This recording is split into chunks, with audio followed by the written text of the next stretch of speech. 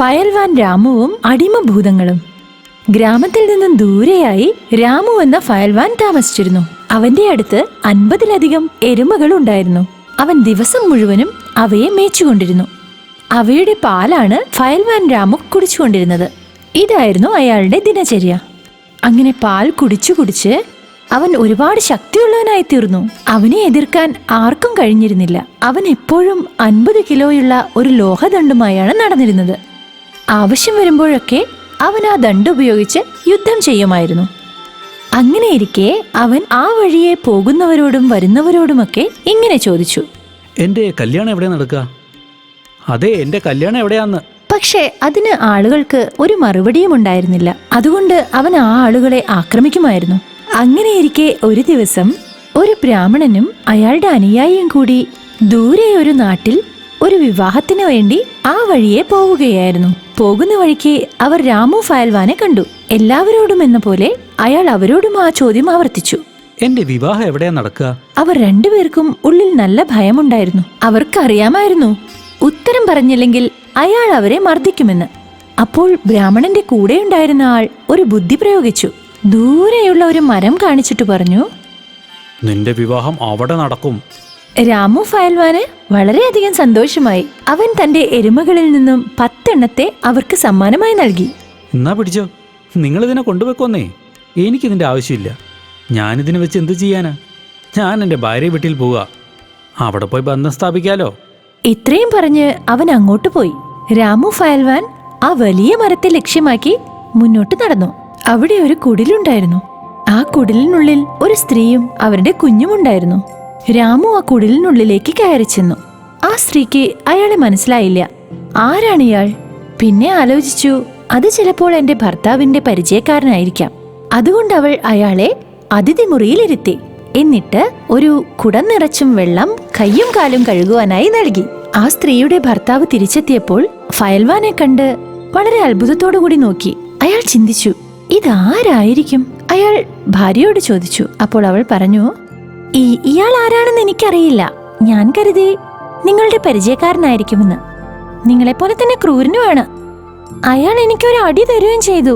പിന്നെ അയാൾ പറഞ്ഞു, എന്തിനാ ഈ മോനെ ഇങ്ങനെ കരയിപ്പിക്കുന്നതെന്ന്. അതും പറഞ്ഞാണ് അയാൾ എന്നെ തല്ലിയത്, അറിയോ? ഇത്രയും കേട്ടപ്പോൾ അവളുടെ ഭർത്താവിന് ദേഷ്യം വന്നു. അയാൾ ആ ഫയൽവാന്റെ അടുത്തേക്ക് പോയി. എന്നിട്ട് ചോദിച്ചു, നീ എന്റെ ഭാര്യ എന്തിനാടാ അടിച്ചത്? അത്രയും പറഞ്ഞുകൊണ്ട് അവർ തമ്മിൽ വഴക്കായി. രാമു ആവട്ടെ ഫയൽവാനല്ലേ, അയാൾക്ക് വല്ലാതെ ദേഷ്യം വന്നു.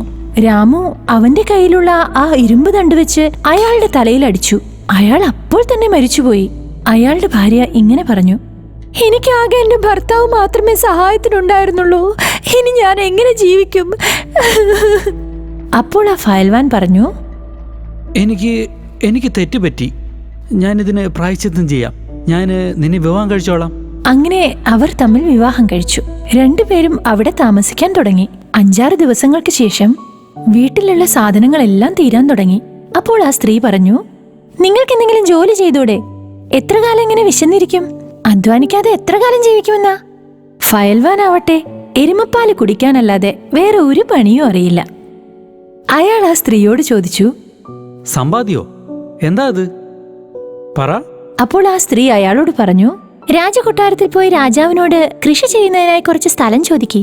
അവിടെ കൃഷി ചെയ്ത് നമുക്ക് ജീവിക്കാനുള്ള വകയുണ്ടാക്കിക്കൂടെ? ഫയൽവാൻ രാജു തന്റെ ഇരുമ്പ് ദണ്ഡുമെടുത്ത് രാജകൊട്ടാരത്തെ ലക്ഷ്യമാക്കി നടന്നു. അയാൾ കൊട്ടാരത്തിന്റെ അടുത്തെത്തിയപ്പോൾ അവിടെ ഉണ്ടായിരുന്ന കാവൽക്കാർ അയാളെ കണ്ടതും പേടിച്ച് വിറയ്ക്കാൻ തുടങ്ങി. അവൻ ഇങ്ങോട്ട് വരുന്നുണ്ട്, എന്തായാലും അവൻ നമ്മളെ അടിച്ചിടും. രാജാവ് തന്റെ മന്ത്രിയോട് അയാൾ എന്തിനാണ് ഇവിടെ വന്നതെന്ന് അന്വേഷിക്കാൻ പറഞ്ഞു. മന്ത്രി രാമുവിന്റെ അടുത്തേക്ക് ചെന്നു. എന്നിട്ട് അയാളോട് എന്തിനാണ് ഇവിടെ വന്നതെന്ന് ചോദിച്ചു. അപ്പോൾ രാമു പറഞ്ഞു, കൃഷി ചെയ്യാൻ കുറച്ച് സ്ഥലം രാജാവിനോട് ചോദിക്കാൻ വന്നതാ. മന്ത്രി പറഞ്ഞു, നീ ഇവിടെ തന്നെ നിൽക്ക്, ഞാൻ പോയി രാജാവിനോട് ചോദിക്കട്ടെ.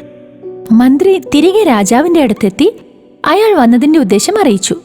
അപ്പോൾ രാജാവ് മന്ത്രിക്ക് ഇങ്ങനെ നിർദ്ദേശം കൊടുത്തു, അവൻ എത്ര സ്ഥലമാണ് ചോദിക്കുന്നത് അത് കൊടുത്തേക്ക്. ഉടനെ മന്ത്രി രാമുവിന്റെ അടുത്തെത്തി സൂത്രത്തിൽ ഒരു സ്ഥലം അവനെ ഏൽപ്പിച്ചു. എന്നിട്ട് അവിടെ കൃഷി ചെയ്തോളാൻ പറഞ്ഞു. അത് ഒരു ശ്മശാനത്തിന്റെ അടുത്തായിരുന്നു. ഫയൽവാൻ രാമു ആ സ്ഥലം കിളയ്ക്കുന്നതിന് മുന്നേ ഇങ്ങനെ ആലോചിച്ചു, ഈ സ്ഥലത്തുള്ള ആൽമരം കാരണം നമ്മുടെ കൃഷിക്ക് വളരെ കോട്ടം തട്ടുമല്ലോ. ഇതിനങ്ങ് മുറിച്ചു കളഞ്ഞേക്കാം.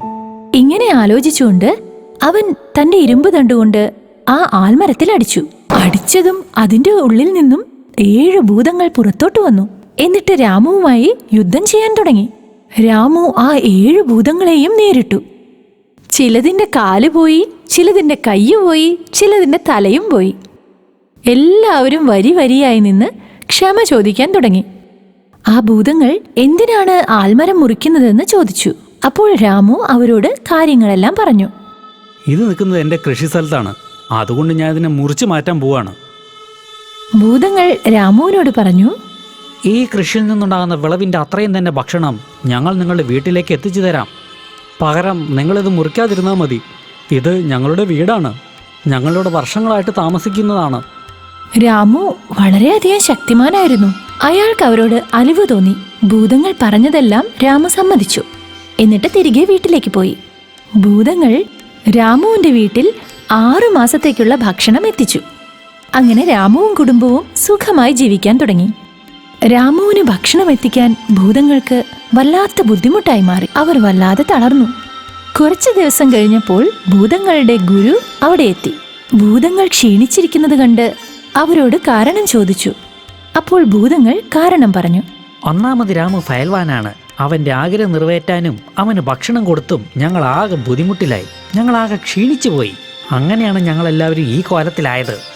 ഗുരുജിക്ക് ഇത് കേട്ടപ്പോൾ ദേഷ്യം വന്നു. രാമുവിനോട് പകരം വീട്ടാനായി അയാൾ ഒരു പൂച്ചയുടെ രൂപമെടുത്തു. എന്നിട്ട് രാമുവിന്റെ വീട്ടിലെത്തി.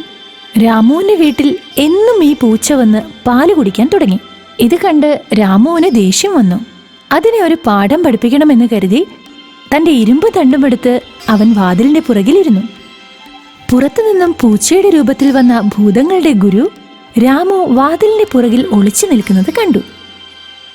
പൂച്ച തക്കം നോക്കിയിരുന്നു, രാമുവിന്റെ കണ്ണ് വെട്ടിച്ച് അയാളെ ആക്രമിക്കുന്നതിനായി.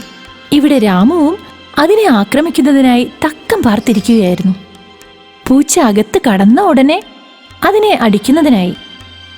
പക്ഷെ പൂച്ചയാണെങ്കിൽ അകത്ത് കയറുന്നതേയില്ല. സമയം ഒരുപാടായി. രാമു മെല്ലെ മെല്ലെ അകത്തോട്ട് പോയി. എന്നിട്ട് അടുപ്പിന്റെ അടുത്തെത്തി അവിടെ ഒളിച്ചിരുന്നു. പൂച്ച അടുക്കളയിലെത്തി അയാളെ ആക്രമിക്കാൻ തുടങ്ങിയതും ആക്രമിക്കാൻ തയ്യാറായി നിന്നിരുന്ന രാമു തന്റെ ഇരുമ്പ് തണ്ടുകൊണ്ട് അതിന്റെ പുറത്തടിച്ചു. അടികൊണ്ടതും പൂച്ച ദൂരേക്ക് തെറിച്ചുപോയി. അതോടെ ഭൂതങ്ങളുടെ ഗുരുവിന് അനങ്ങാൻ പറ്റാതെയായി. അവന്റെ എല്ലാ എല്ലുകളും ഒടിഞ്ഞു. അതോടെ ഭൂതങ്ങളുടെ ഗുരു തന്റെ യഥാർത്ഥ രൂപത്തിൽ വരികയും രാമുവിനോട് മാപ്പ് ചോദിക്കുകയും ചെയ്തു. രാമു ആ ഭൂതത്തിനോട് ചോദിച്ചു, നിങ്ങളെ വിട്ടയക്കുകയാണെങ്കിൽ എനിക്ക് എന്താണ് ഉപകാരം? ഗുരു സ്വയം ശിക്ഷ ഏറ്റുവാങ്ങി. നിങ്ങൾക്കിപ്പോൾ കിട്ടുന്നതിനേക്കാൾ 2 ഇരട്ടി ഭക്ഷണം ഞാൻ ഇവിടെ എത്തിക്കാം. ഇത് കേട്ടതും രാമു ഗുരുവിനെ വിട്ടയച്ചു. ഗുരു തന്റെ ഭൂതഗണങ്ങളുടെ അടുത്തെത്തി ഉണ്ടായതെല്ലാം പറഞ്ഞു. ഇനിയിപ്പോൾ റേഷൻ ഇരട്ടി കൊടുക്കേണ്ടി വരും. ഇത് കേട്ടതും എല്ലാ ഭൂതങ്ങളും തലയിൽ കൈ വെച്ചിരുന്നു. പാവങ്ങൾ അല്ലെങ്കിലേ ക്ഷീണിച്ചിരിക്കുകയാണ്, ഇനി ഇതും കൂടെയായി. കൂട്ടുകാരെ, ഇങ്ങനെയുള്ള കഥകൾ കാണുന്നതിനായി ഞങ്ങളുടെ ചാനൽ സബ്സ്ക്രൈബ് ചെയ്യൂ. എന്നിട്ട് ബെല്ലൈക്കണും അമർത്തൂ. അങ്ങനെയാണെങ്കിൽ നിങ്ങൾക്ക് ഒരു കഥയും നഷ്ടമാവില്ല. ഇനി അടുത്ത കഥയിൽ കാണാം. ബൈ.